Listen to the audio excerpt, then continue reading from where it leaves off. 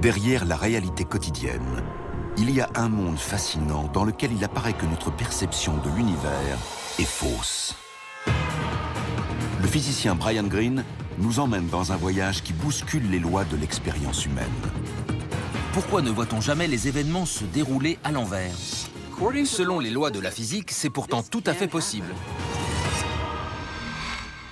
Cet autre monde transparaît quand on explore les phénomènes les plus extrêmes du cosmos. Des trous noirs, au Big Bang ou au cœur même de la matière. Je vais prendre la même chose que lui. Ici, le vide est le siège d'une activité intense. Le monde en 3 dimensions n'est peut-être qu'une illusion. Et il n'y a pas de distinction entre passé, présent et futur. Mais comment est-ce possible? Comment pouvons-nous nous tromper à ce point sur quelque chose de si familier? Si ça nous ennuie, évidemment. Aucun principe inscrit dans les lois de la nature ne dit que les physiciens théoriciens devraient être contents. C'est une perspective révolutionnaire qui ouvre les portes à une multitude de possibles. Et si de nouveaux univers naissaient constamment? Dans ce scénario, le Big Bang n'est pas un événement unique. Et si notre univers était constitué de nombreuses réalités parallèles? Nous avons tous un double quelque part. Vous, moi, tout le monde. Aujourd'hui, dans la magie du cosmos, univers ou multivers?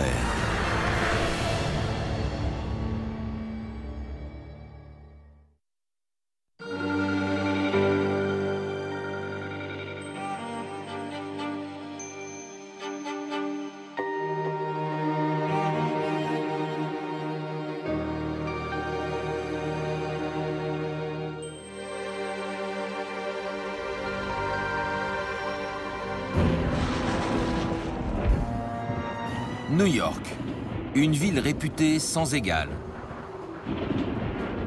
Comptant 8 millions d'habitants, elle abrite d'innombrables bâtiments, structures et monuments. Des édifices uniques, du moins le croit-on. L'unicité est une idée si familière qu'il ne nous vient même pas à l'esprit de la mettre en doute. L'expérience nous apprend que les gens et les objets sont uniques. Autrement, quel intérêt y aurait-il à visiter des musées et à collectionner des chefs-d'œuvre? Et pourtant, une nouvelle vision du cosmos se dessine, une vision dans laquelle rien n'est unique. Ça ne veut pas dire que les tableaux de maître sont des copies. En fait, je vous parle d'une chose bien plus profonde. Une nouvelle vision du cosmos qui remet en cause la notion même d'unicité et dans laquelle les doubles sont inévitables. Et j'irai plus loin encore. Il existe peut-être des doubles non seulement des objets, mais aussi de vous, de moi, de tout le monde. Mais si cette vision est exacte, où se trouvent ces doubles? Et pourquoi ne les a-t-on jamais vus?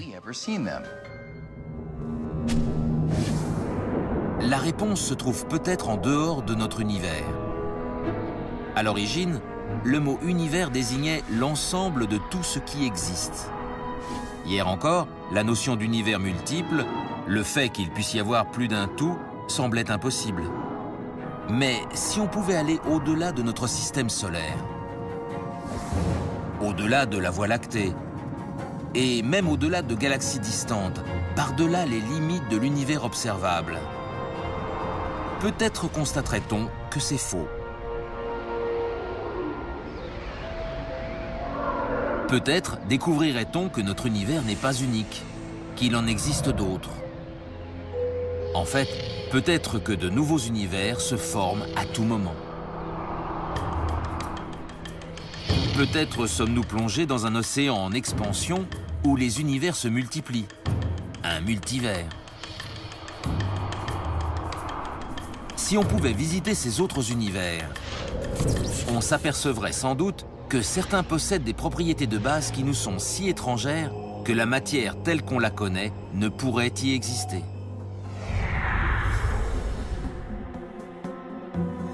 D'autres pourraient comporter des galaxies, des étoiles, voire une planète en apparence familière, mais avec des différences notables.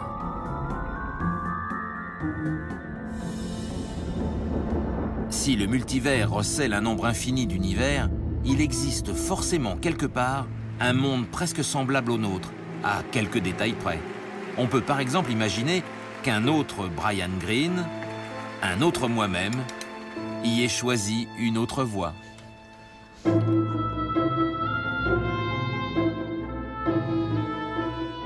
Si le multivers est réellement infini, ça ouvre tout un tas de possibilités qu'on a du mal à imaginer.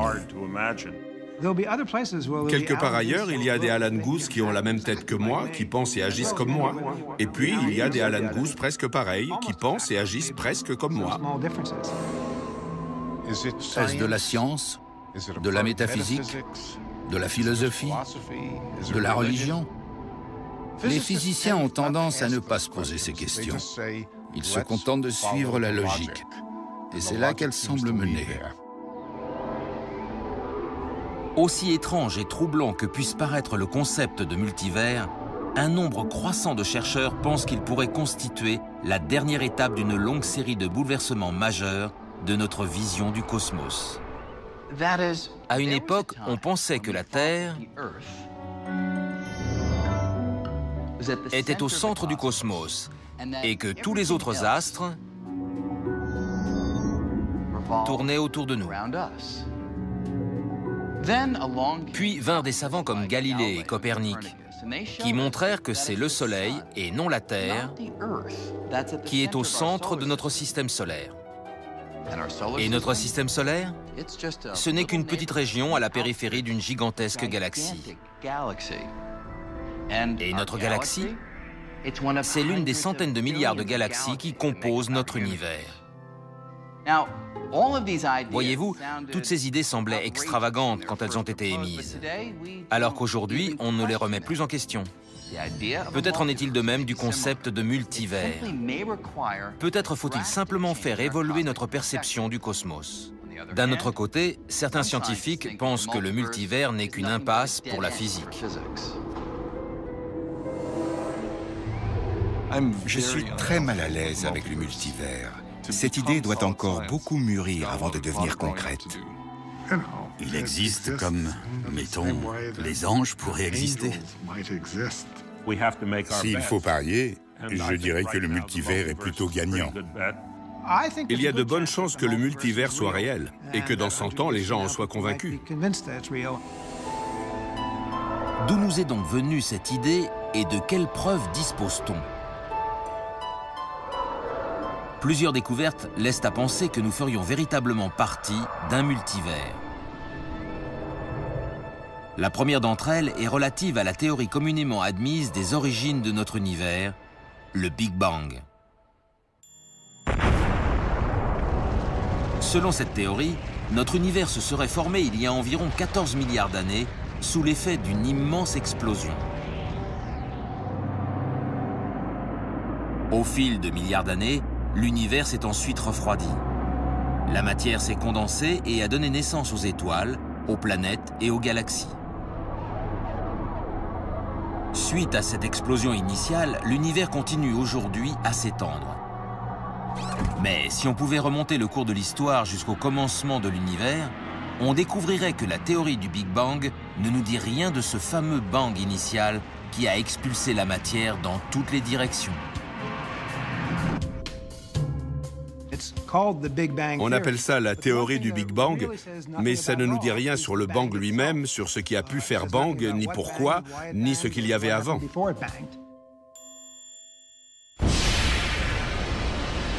Qu'est-ce qui a alimenté cette violente explosion? Quelle est la force qui a dispersé la matière? C'est en cherchant les réponses à ces questions que les scientifiques se sont trouvés confrontés à l'idée d'un multivers. Et c'est un physicien du nom d'Alan Guth qui, un peu par hasard, a contribué à poser les bases de ce concept. Aujourd'hui, il enseigne au MIT.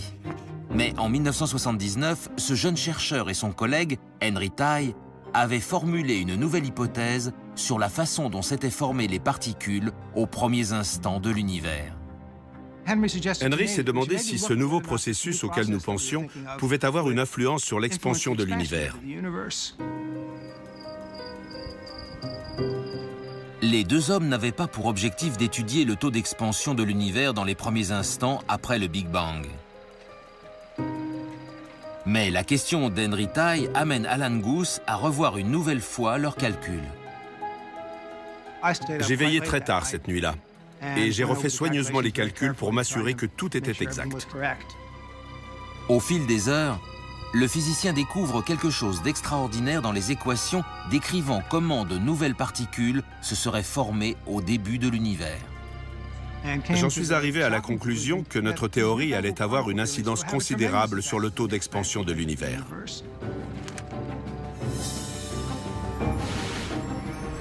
Le processus qu'on décrivait aurait plongé l'univers dans une période d'expansion exponentielle fulgurante. D'après les calculs d'Alan Guth, il est possible que dans l'environnement extrême des tout débuts de l'univers, la gravité se soit exercée en sens inverse. Au lieu de rapprocher les particules, cette gravité répulsive aurait repoussé la matière environnante, engendrant une expansion phénoménale. J'étais surexcité. Sur le cahier où j'avais griffonné mes calculs, en dessous j'ai écrit « Découverte capitale », encadré 2 fois. J'avais compris à quel point ça pouvait être important. En découvrant cette gravité répulsive, Alan Guth a involontairement apporté une lumière nouvelle sur les premiers instants du Big Bang. En termes mathématiques, cette force est si puissante qu'elle peut transformer une portion d'espace aussi infime qu'une molécule en un objet de la taille de la Voie lactée en moins d'1 milliardième, de milliardième, de milliardième de battement de cils.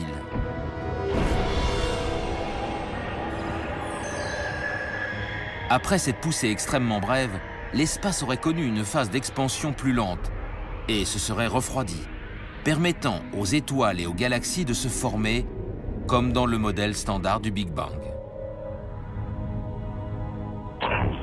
Alan Guth donne à cette courte phase d'expansion le nom d'inflation. Il pense avoir découvert ce qui a provoqué l'expansion de l'univers. La répulsion gravitationnelle intense de l'inflation, c'est justement le bang du Big Bang. Pourtant, malgré cette découverte majeure, Alan Guth se trouve dans une situation préoccupante. Je n'étais pas sûr de décrocher un poste. Je voulais un statut plus permanent. Ce scénario semble très prometteur. Je me suis donc déplacé un peu partout pour donner des conférences. L'idée a connu un succès immédiat. Les salles étaient bondées. Il y avait des gens de tous les domaines de la physique. Beaucoup d'astrophysiciens, dont moi-même, étaient très enthousiastes. C'était une période captivante. Quand vous avez une idée vraiment bonne, qui permet de faire progresser la discipline, les gens vous écoutent. C'est un sentiment incroyable pour un jeune chercheur inconnu de devenir du jour au lendemain un spécialiste. Ce n'est pas évident à gérer, mais c'est assez fabuleux. Si la théorie de l'inflation suscite un tel attrait, c'est en partie parce que ces prédictions peuvent être vérifiées par l'observation. Si cette théorie est valide, le ciel nocturne devrait fournir aux scientifiques des preuves. Imaginons qu'on puisse éteindre le soleil et enlever toutes les étoiles. Si nos yeux étaient capables de détecter l'énergie restante, nous verrions une gigantesque lueur rouge embraser le ciel. Ce rayonnement est ce qu'on appelle le fond diffus cosmologique. C'est le dernier vestige de l'intense chaleur produite par le Big Bang lui-même. Or, si l'on en croit la théorie, la violente expansion de l'espace pendant l'inflation a dû laisser une empreinte dans ce rayonnement. L'image d'un schéma de variation de température avec des points légèrement plus chauds et d'autres légèrement plus froids. Quelque chose comme ceci. Mais il faudra encore une dizaine d'années avant que la technologie ne soit capable de tester la validité de cette prédiction. En 1989, la NASA lance le satellite COBE, suivi par le satellite WMAP en 2001. 2 missions qui vont mettre la théorie inflationnaire à l'épreuve. Les instruments mesurent le rayonnement avec une précision remarquable. Les résultats sont stupéfiants. Les variations de température observées dans l'espace correspondent presque exactement aux prédictions de la théorie. Ce n'est qu'une théorie, des calculs jetés sur le papier jusqu'à ce que les prédictions soient confirmées. WMAP a mesuré ce que les maths avaient prédit. Et ça, c'est très convaincant. La théorie inflationnaire courait le risque d'être invalidée. Elle a fourni des prédictions, on a obtenu des données et elle a passé le test haut la main. Le travail d'Alan Guth, de même que celui d'autres physiciens, est salué comme un nouveau jalon sur la voie de la compréhension des origines de l'univers. Ce processus d'expansion... Mais bientôt, 2 physiciens russes découvrent que les équations de l'inflation recèlent un fabuleux secret. Notre univers ne serait pas unique.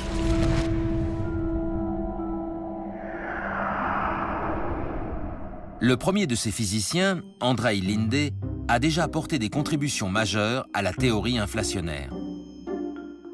Le second, Alex Vilenkin, a assisté à l'une des toutes premières conférences du jeune Alan Guth. Il a fait une présentation magistrale. Je ne l'avais jamais rencontré, mais ce que j'entendais était assez déroutant. D'un seul coup, l'inflation expliquait de nombreuses caractéristiques du Big Bang. C'était remarquable. C'est pourquoi l'univers est ce qu'il est. J'étais très impressionné.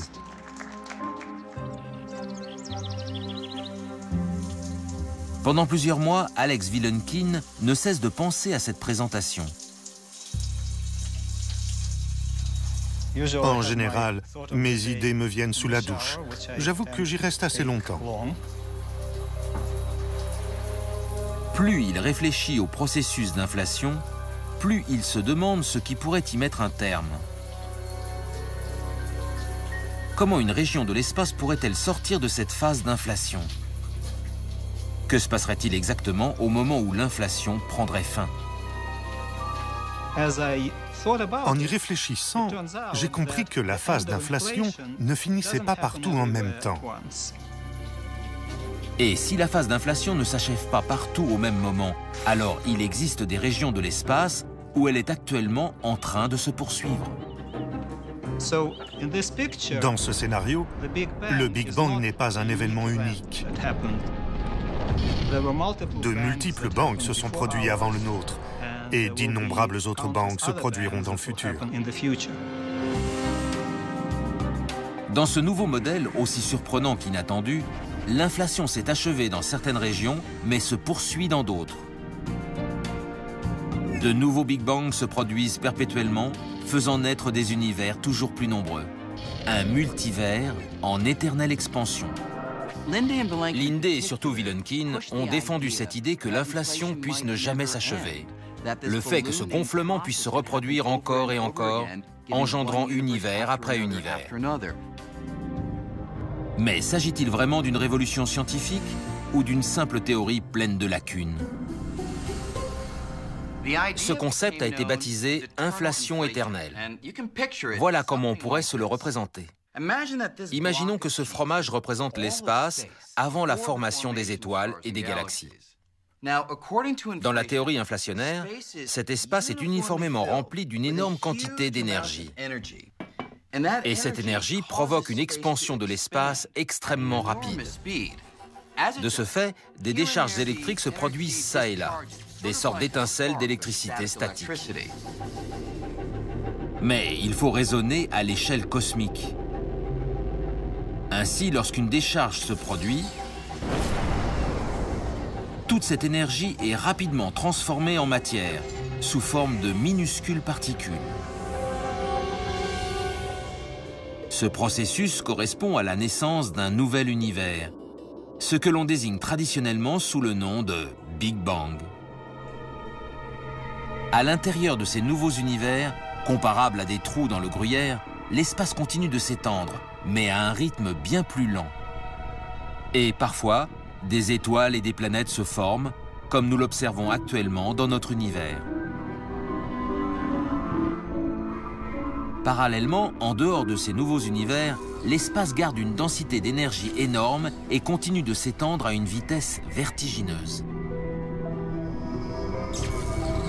Ce mouvement d'expansion crée de nouveaux endroits où l'énergie peut générer de nouveaux Big Bang et faire naître de nouveaux univers. Cela signifie que ce processus pourrait se dérouler indéfiniment.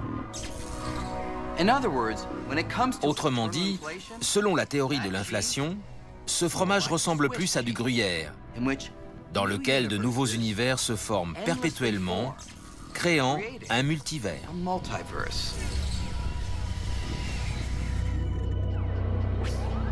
Le multivers est un corollaire de l'inflation éternelle. Pourtant, Alex Vilenkin ne va pas tarder à le découvrir, ce concept ne fait pas l'unanimité. J'avais l'impression d'avoir découvert quelque chose d'important sur l'univers. Et je voulais partager ma découverte avec mes collègues physiciens. En premier lieu, Alan Guth. On sait que l'amplitude des fluctuations quantiques varie d'une région à l'autre de l'espace. Je pensais qu'il serait enthousiaste. Et donc, dans certaines régions, mais la rencontre ne s'est pas déroulée comme prévu. L'inflation va durer plus longtemps que dans d'autres.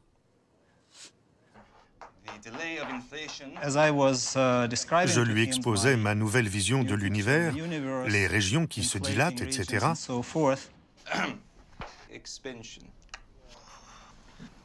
Je me suis rendu compte qu'il était en train de s'endormir à moitié. J'étais évidemment très contrarié et je me suis dit qu'il valait mieux que je parte.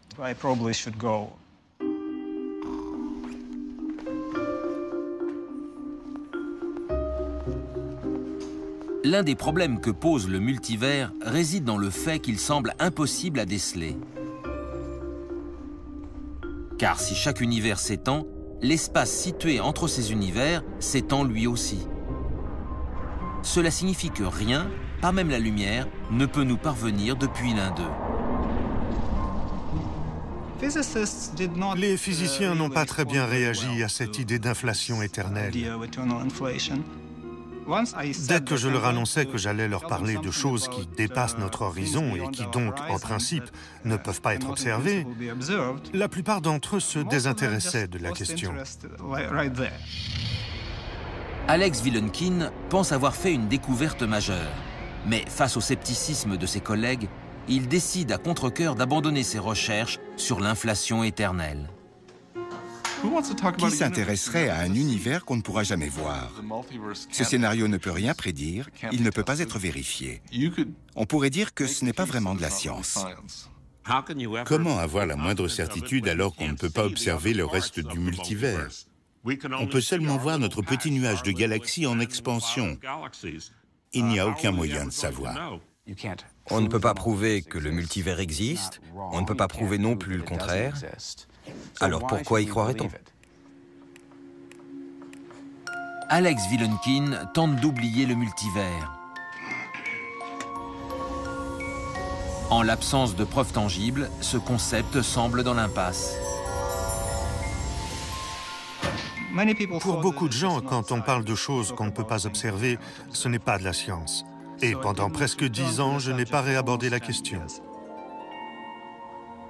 De son côté, le collègue d'Alex Vilenkin, Andrei Linde, entretient la flamme. Il a élaboré sa propre version de l'inflation éternelle et, contrairement à Alex Vilenkin, il ne se laisse pas décourager. Je suis peut-être un peu plus arrogant. Quand j'ai eu cette idée de multivers, j'ai compris que c'était peut-être la chose la plus importante que j'allais faire dans ma vie. Et si quelqu'un ne voulait pas en entendre parler, c'était son problème.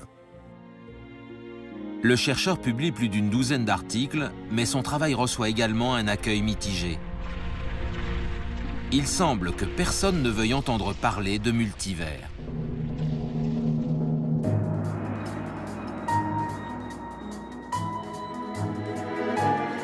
Si les équations de l'inflation éternelle avaient été les seuls indices de l'existence d'un multivers, l'histoire se serait sans doute arrêtée là. Mais le concept de multivers va se voir étayé par deux arguments scientifiques différents. Le premier est un modèle appelé la théorie des cordes, qui a été conçu pour expliquer le fonctionnement de l'univers à l'échelle de l'infiniment petit. Le second est une découverte stupéfiante faite par des astronomes explorant l'espace à l'échelle de l'infiniment grand. Une découverte qui semble incompréhensible s'il n'existe qu'un seul univers, mais qui prend tout son sens dans le contexte d'un multivers. Cette découverte concerne l'expansion de l'univers. C'est facile à expliquer avec une balle de baseball. Si je lance cette balle en l'air, on sait tous ce qui va se passer. Tout en montant, la balle va ralentir sous l'effet de la gravité. Les astronomes savaient que l'univers s'étendait, et ils supposaient que cette expansion allait ralentir à cause de la force de gravitation des étoiles et des galaxies, tout comme la balle ralentit à cause de la force de gravitation de la Terre. Mais en effectuant des mesures, ils ont découvert une chose incroyable, qui venait ébranler les bases de la physique. D'après les calculs, l'expansion ne ralentit pas, elle s'accélère. C'est comme si je prenais cette balle, que je la lançais, et qu'au lieu de ralentir au cours de sa montée, elle accélérait. Si on voyait une balle accélérer, on supposerait qu'une force invisible contrebalance la gravitation et pousse la balle, la forçant à s'éloigner de plus en plus vite. Les astronomes sont arrivés à la même conclusion concernant l'univers. Dans l'espace, une certaine forme d'énergie exerce une poussée sur l'ensemble des galaxies, provoquant une accélération de l'expansion. Cette énergie étant invisible à nos yeux, les chercheurs l'ont baptisée énergie noire. C'est l'une des plus importantes découvertes expérimentales de l'histoire de la science. La plupart d'entre nous ne s'y attendaient pas du tout. On tente encore d'élucider cette énigme. Découvrir que l'énergie noire éloigne toutes les galaxies les unes des autres à un rythme qui s'accélère a été un premier choc. Mais ce qui a été plus surprenant encore, c'est la valeur de cette énergie noire. Pendant plus de 10 ans, les scientifiques ont été incapables d'expliquer pourquoi les mesures donnaient une valeur aussi particulière. Or, ce mystère semble plus facile à résoudre si l'on pose comme hypothèse que notre univers fait partie d'un multivers bien plus vaste. L'idée que le vide puisse contenir de l'énergie semble étrange. Mais selon les lois de l'infiniment petit, les molécules, les atomes, ce qu'on appelle la mécanique quantique, il y a beaucoup d'activités dans le domaine microscopique. Une activité qui pourrait produire une énergie dans l'espace. Selon les équations, cette activité microscopique devrait générer une quantité d'énergie considérable. Seulement voilà, quand les astronomes ont mesuré la quantité d'énergie contenue dans l'univers, une énergie capable d'éloigner les galaxies au rythme accéléré qu'on peut observer, ils ont obtenu le chiffre suivant. 0, puis 122 zéros avant le chiffre 1. Une quantité négligeable proche de 0. Rien à voir avec ce à quoi ils s'attendaient. C'était des milliards et des milliards et des milliards et des milliards de fois plus petit. On était très loin du compte. On a tout essayé pour expliquer pourquoi la valeur de l'énergie noire est aussi faible. Et ça n'a rien donné. Une horreur. Dans toute l'histoire de la science, jamais on ne s'est autant trompé en donnant un ordre de grandeur. Si ça nous ennuie, évidemment. Le fait que la quantité d'énergie dans l'espace soit infiniment plus faible que ce qu'on avait prédit ne pose pas seulement un problème académique. La valeur exacte de cette force répulsive a de profondes implications pour chacun d'entre nous. Par exemple, si j'augmentais la valeur de l'énergie noire juste un petit peu, en effaçant 4 ou 5 zéros, le chiffre resterait dérisoire, mais l'univers serait radicalement différent. En effet, une énergie noire légèrement plus puissante repousserait tout à une telle vitesse que les galaxies, et donc les étoiles et les planètes, ne se serait jamais formé, ce qui signifie que nous n'existerions pas. Et pourtant, nous sommes là. Alors, pourquoi la quantité d'énergie noire est-elle nettement plus faible que prévu? Et pourquoi a-t-elle pile la valeur nécessaire à l'apparition de galaxies, d'étoiles, de planètes et donc de la vie? Eh bien, on n'en sait rien. Le décalage entre les prédictions théoriques et les observations des astronomes reste à ce jour l'un des plus grands mystères de la science. À présent, imaginons que nous vivions dans un multivers. Alors le mystère de l'énergie noire n'en serait plus vraiment un. En fait, si nous faisions partie d'un multivers, la valeur de l'énergie noire fournie par les mesures serait tout à fait plausible.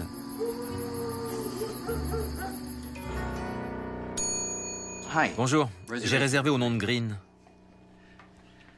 Pour comprendre comment le multivers pourrait résoudre l'énigme de l'énergie noire, imaginez que vous arriviez dans un hôtel et qu'on vous donne un numéro de chambre comme celui-là.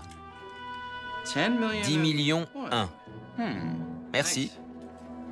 Bon séjour. 10 millions 1, c'est un numéro de chambre plutôt étrange. Si on vous donnait un tel numéro, vous seriez surpris, tout comme les scientifiques ont été surpris de découvrir la valeur de l'énergie noire dans notre univers. Mais reposons le problème. Si cet hôtel comportait un très grand nombre de chambres,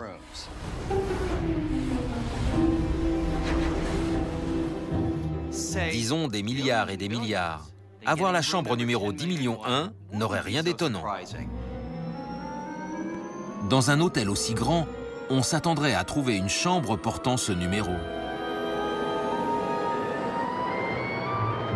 De la même façon, si nous faisons partie d'un multivers englobant une infinité d'univers, chacun ayant une valeur d'énergie noire qui lui est propre, on peut s'attendre à en trouver un où cette valeur sera aussi faible que celle que nous obtenons. Si on considère chacune de ces chambres comme un univers, sachant que la valeur de l'énergie noire diffère de l'un à l'autre, alors la plupart de ces univers ne peuvent pas accueillir la vie telle qu'on la connaît. Pourquoi? Parce que la valeur de leur énergie noire ne permet pas la formation de galaxies, d'étoiles et de planètes. Les univers où l'énergie noire serait bien plus faible que dans le nôtre s'effondreraient sur eux-mêmes. À l'inverse, les univers où l'énergie noire serait plus grande que dans le nôtre s'étendraient si vite que la matière n'aurait jamais la possibilité de s'agréger pour former des étoiles et des galaxies. Donc, bien sûr, nous nous trouvons dans un univers où la valeur de l'énergie noire est propice à la vie. Sinon, on ne serait pas là pour en parler.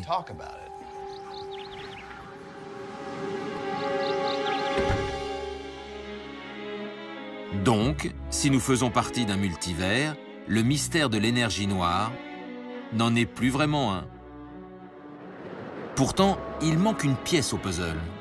Comment savoir si la diversité au sein du multivers est suffisante pour que chaque valeur d'énergie noire, y compris l'étrange valeur mesurée dans notre univers, soit représentée quelque part?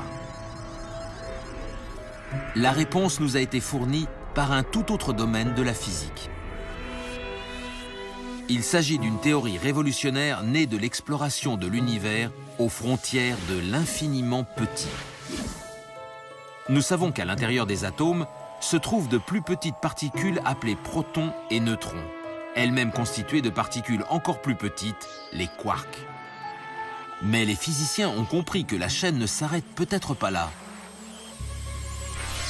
Ces particules subatomiques seraient constituées d'éléments encore plus infimes, de minuscules brins d'énergie vibrants appelés cordes.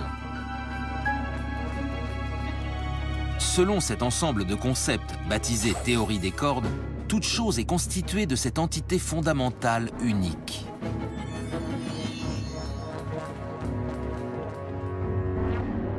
Et tout comme une corde de violoncelle peut produire différentes notes selon la façon dont elle vibre, les cordes peuvent avoir différentes propriétés selon leur mode de vibration, créant de nombreux types de particules. Conjuguant simplicité et élégance, ce modèle recelait la promesse d'une équation fondamentale unique à même d'expliquer tout ce que l'on observe dans le monde qui nous entoure. La théorie des cordes serait belle, elle serait élégante. Ces équations seraient en parfaite adéquation avec le monde qu'on connaît. Mais cette belle théorie ne pouvait fonctionner que si l'on ajoutait aux équations quelque chose qui défiait le sens commun. Un élément qui allait justement ouvrir la voie au concept de multivers. Des dimensions spatiales supplémentaires. 3 dimensions nous sont familières dans l'espace. La hauteur, la largeur et la profondeur. Mais selon la théorie des cordes, il existerait d'autres dimensions. Les équations ne sont cohérentes que si les cordes bougent et vibrent non seulement dans les 3 directions connues, mais également dans 6 autres, soit 9 dimensions spatiales en tout. Si la théorie des cordes est exacte, où sont donc ces dimensions supplémentaires? Et pourquoi ne les voyons-nous pas? Prenons le câble qui alimente un feu de signalisation. À une certaine distance, il ressemble à une ligne unidimensionnelle. Mais si on pouvait rapetisser jusqu'à atteindre la taille d'une fourmi, on découvrirait une autre dimension. Une dimension circulaire qui s'enroule autour du câble. D'après la théorie des cordes, si on pouvait rapetisser jusqu'à être des milliards de fois plus petit que des fourmis, on découvrirait que de minuscules dimensions supplémentaires sont enroulées partout dans l'espace. En chaque point de l'espace, il y a des dimensions spatiales supplémentaires enroulées sur elles-mêmes et qui forment des nœuds si petits qu'on ne peut pas les voir. La forme de ces dimensions supplémentaires détermine les propriétés fondamentales de notre univers. Tout comme l'air qui traverse un instrument de musique comme un corps d'harmonie a différents modes vibratoires selon la forme de l'instrument, la forme de ces dimensions détermine la façon dont les cordes vibrent. Ces modes vibratoires déterminent les propriétés des particules. Ainsi, l'ensemble des propriétés fondamentales de notre univers serait déterminé par la forme de ces dimensions supplémentaires. De par la façon dont elles sont combinées, ces dimensions spatiales supplémentaires se présentent à bien des égards comme l'ADN de l'univers. Elles déterminent le comportement de l'univers, tout comme l'ADN détermine l'aspect physique d'un animal. Le problème, c'est que plus les théoriciens étudiaient les formes des dimensions supplémentaires, plus ils en découvraient de nouvelles. Et les mathématiques ne fournissaient aucun indice sur la manière de choisir celle qui correspondrait à notre univers. Le nombre de possibilités paraît astronomique. Tout le monde est d'accord là-dessus.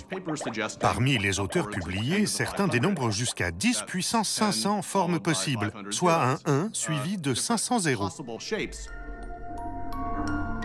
10 puissance 500 possibilités, apparemment tout aussi pertinentes les unes que les autres. Le résultat pouvait prêter à rire. Surtout pour une théorie en quête d'une équation unique qui décrirait l'univers dans son ensemble.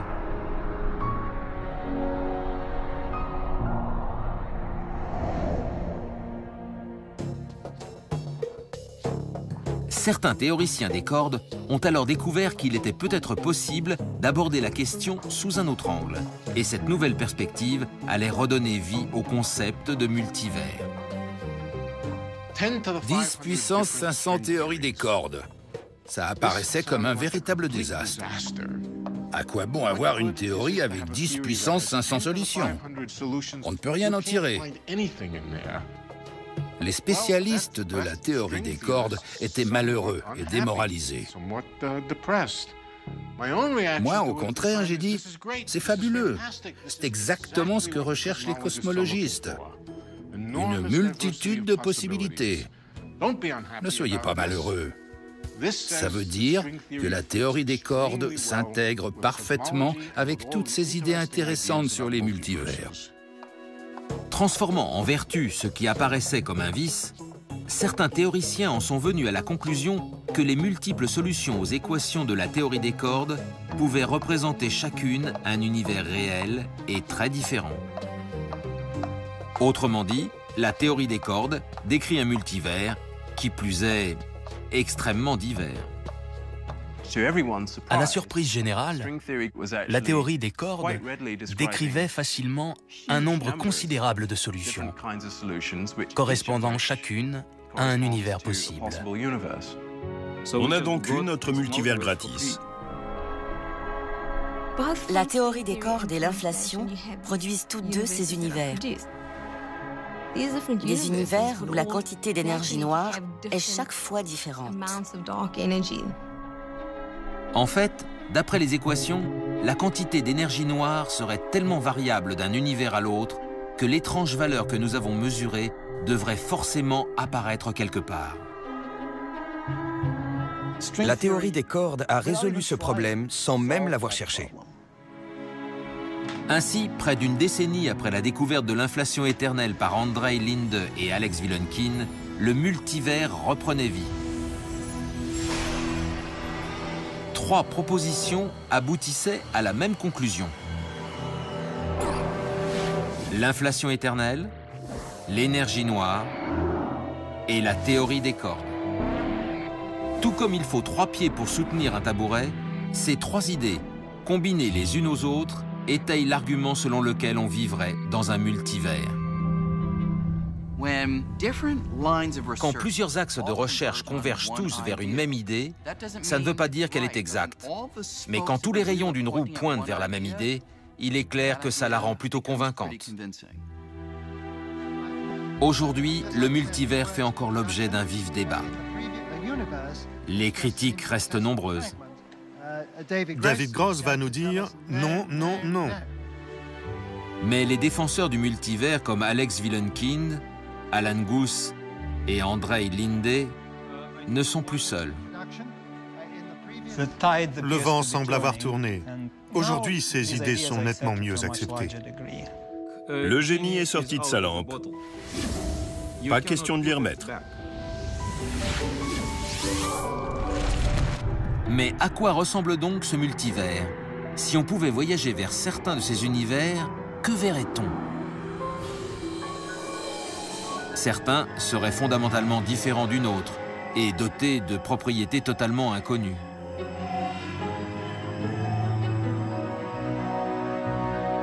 En fait, dans certains univers, il se pourrait qu'il n'y ait ni lumière, ni matière, ni rien de reconnaissable.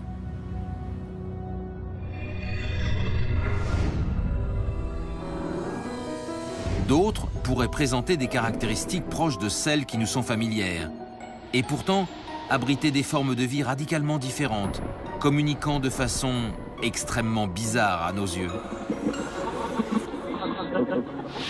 Les équations montrent que si l'on parvenait à visiter un nombre suffisant de ces univers, on finirait par trouver des modèles comparables aux nôtres, avec une Voie lactée, un système solaire et une Terre, mais qui pourtant seraient légèrement différents. Dans l'un d'eux, par exemple, l'astéroïde responsable de la disparition des dinosaures il y a 65 millions d'années ne se serait pas écrasé. L'évolution aurait alors suivi une autre voie.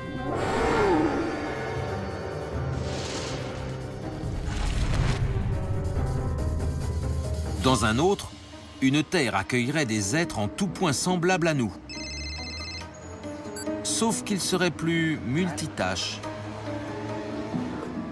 Chose plus étrange encore, nous trouverions quelque part ailleurs des copies conformes de notre univers, où chaque chose aurait son équivalent et chacun aurait son double.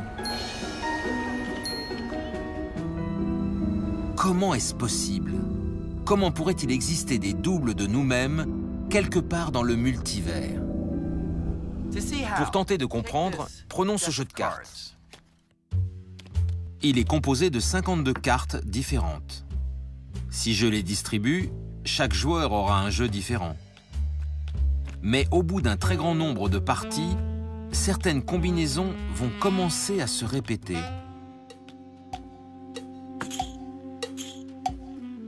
Pourquoi? Parce qu'avec 52 cartes, il y a un nombre limité de combinaisons possibles. Donc, si on distribue les cartes une infinité de fois, des combinaisons se répéteront forcément. Et dans le multivers, un principe similaire s'applique. En effet, selon les lois de la physique, les ingrédients fondamentaux de la matière ou particules sont un peu comme des cartes à jouer. Quelle que soit la région de l'espace considérée, il existe un nombre fini d'agencements possibles. Si l'espace est infini, s'il existe un nombre infini d'univers, alors ces combinaisons vont nécessairement se répéter. Et comme chacun d'entre nous n'est qu'une combinaison particulière de particules, nous avons tous un double quelque part, vous, moi, tout le monde. Ça peut choquer. Dans un autre univers, je suis peut-être une rockstar et ma vie est bien meilleure, ou pire, selon ce qu'on pense des stars. Il y a peut-être un de mes doubles, quelque part ailleurs, qui fait toutes les choses que je ne trouve jamais le temps de faire. Je trouve ça plutôt déprimant de se dire qu'on n'est pas unique. C'est la conséquence d'un ensemble d'idées qui semble très justifié.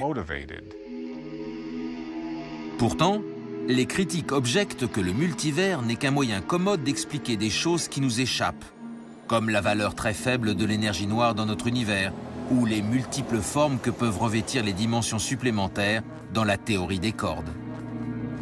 Le problème, c'est que ce type de raisonnement n'explique pas la valeur de l'énergie noire. Il dit seulement que c'est le fait du hasard. Je ne trouve pas ça satisfaisant. On peut appliquer ce genre de raisonnement chaque fois qu'on n'a pas de meilleure explication.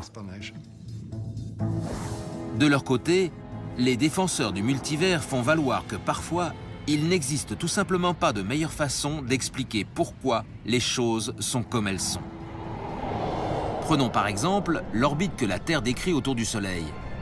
Nous nous trouvons à environ 150 millions de kilomètres du Soleil, une distance propice au développement de la vie. Si nous étions beaucoup plus près, notre planète serait trop chaude pour abriter la vie telle que nous la connaissons. Si au contraire nous étions beaucoup plus loin, elle serait trop froide pour accueillir la vie. Mais pourquoi sommes-nous justement à cette distance? À la fin des années 1500, le célèbre astronome Johannes Kepler s'est posé la question. Il a passé des années à chercher une cause physique, une loi de la nature qui expliquerait pourquoi la Terre doit nécessairement se trouver à 150 millions de kilomètres du Soleil.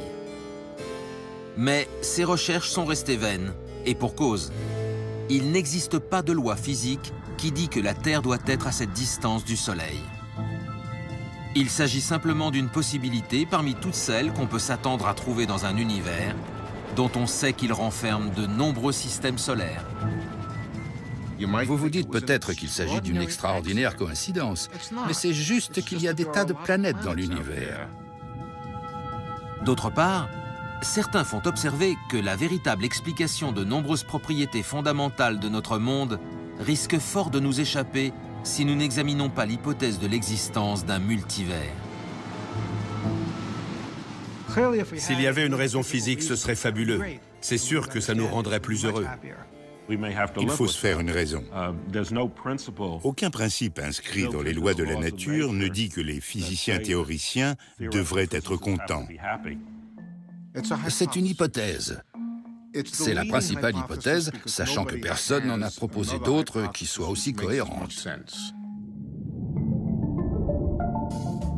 Le multivers est une possibilité terriblement séduisante. Mais en l'absence de preuves expérimentales, faut-il y croire? On ne peut avoir de certitude tant qu'on n'a pas de preuves observationnelles ou expérimentales. Mais on a découvert au cours des derniers siècles que les mathématiques constituent un guide fiable pour appréhender la nature des choses qu'on n'a pas encore été capable d'observer ni d'expérimenter. Les mathématiques ont prédit l'existence d'objets comme les trous noirs et certaines particules subatomiques bien avant qu'on parvienne à les observer. Or, elles suggèrent que ces autres univers pourraient exister. Ce n'est pas une certitude, mais cette science nous a souvent permis de mieux appréhender la réalité. Je comprends que certains soient sceptiques, puisqu'on n'a pas encore de preuves. Or, ce qu'il y a de fabuleux en science, c'est qu'on s'appuie sur des preuves et pas sur des croyances. À en croire certains scientifiques, on pourrait aujourd'hui être en mesure de trouver ces preuves. En effet, si notre univers est né presque en même temps qu'un autre, Peut-être une collision s'est-elle produite entre eux. Cette collision a pu laisser son empreinte, à savoir des rides dans le rayonnement de fond cosmologique, le vestige de la chaleur initiale du Big Bang. Je parie que dans 100 ans, on saura si ces idées sont justes ou non. Dans 100 ans, ce sera peut-être un épisode amusant de l'histoire. Allez savoir. Mais si on travaille uniquement sur ce qui est déjà bien établi, on ne risque pas de contribuer à la prochaine grande découverte. Si l'existence du multivers se confirmait, notre vision du monde s'en trouverait chamboulée, comme elle l'a été il y a 500 ans, quand Copernic a prouvé que la Terre n'est pas le centre de l'univers. Et pour certains, cela achèverait de détrôner l'homme de sa place centrale. Qu'importe, le plus important, c'est d'avoir la chance de pouvoir comprendre l'univers. C'est un beau voyage et ces tensions sont bénéfiques pour la science. Mais où ça va nous mener, ça...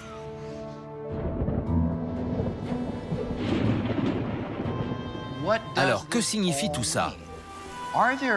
Y a-t-il une infinité de formes identiques à vous, à moi, à toute chose, existant en ce moment même dans une infinité d'autres univers? Le multivers est-il la nouvelle révolution copernicienne? Nous ne le savons pas, du moins pas encore. Mais si l'idée que nous vivons dans un multivers se révèle exacte, alors nous serons témoins de l'une des plus formidables avancées dans notre compréhension de la magie du cosmos.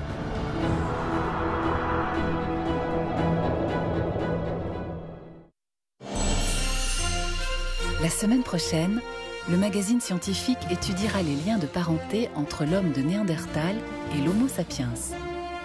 Mais dans un instant, des lycéens marseillais expliquent leur rapport de proximité avec la princesse de Clèves.